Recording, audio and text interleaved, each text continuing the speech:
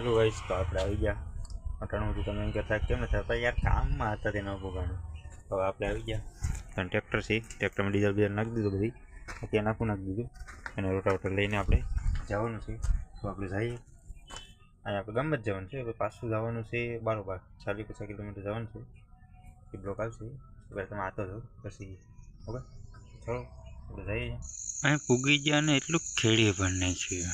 ને તમે કહેતા હે કે આ કેમ બ્લોક ઉતારે, ઉતારી નાખ્યું.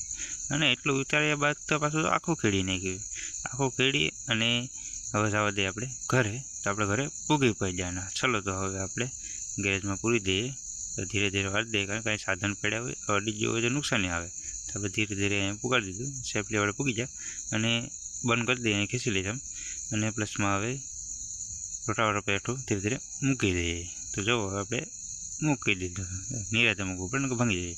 તો સાવી બાવી કાઢી મૂકી. તો હવે બ્લોગ સારો લાગે તો લાઈક શેર અને સબસ્ક્રાઈબ કરી દીધું, પ્લીઝ કરી દીધું. મહેનત બહુ લાગે છે. Okay, thank you.